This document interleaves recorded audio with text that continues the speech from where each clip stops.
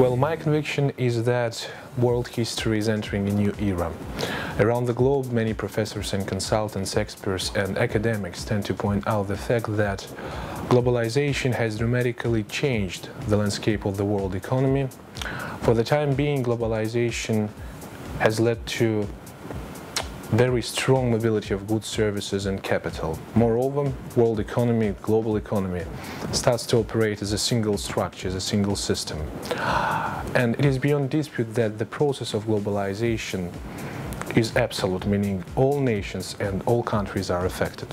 I consider extremely important to outline the fact that as a result of globalization, the redistribution of economic and political clout appeared. I mean, redistribution between countries of the traditional West, the United States of America, Western Europe, and developing nations, developing world, primarily BRICS nations.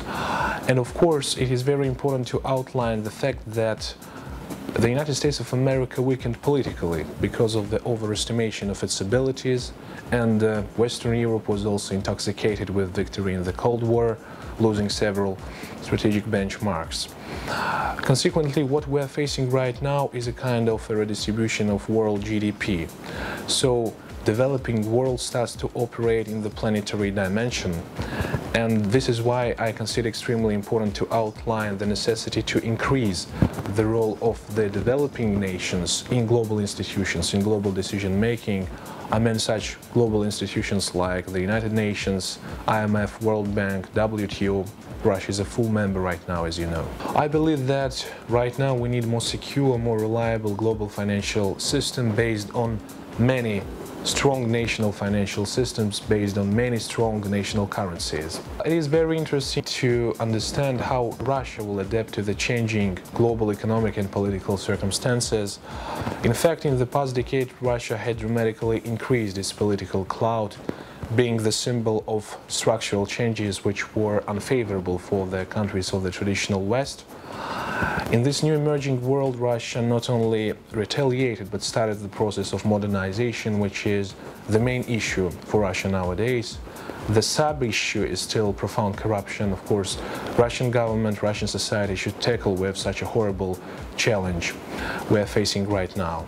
I think that new Russian policy, the policy of new Russian government of President Putin, will be based on some principles. First of all, of course, strong world measures to provide dynamic modernization. Secondly, categorical fighting with corruption. And finally, I would say joint elaboration of policies with the most powerful and conscientious nations and global institutions.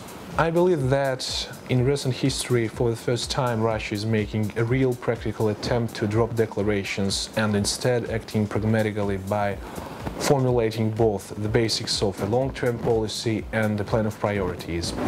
All in all, the need for radical change in Russia's development paradigm has become clear, thus we need to act and act decisively.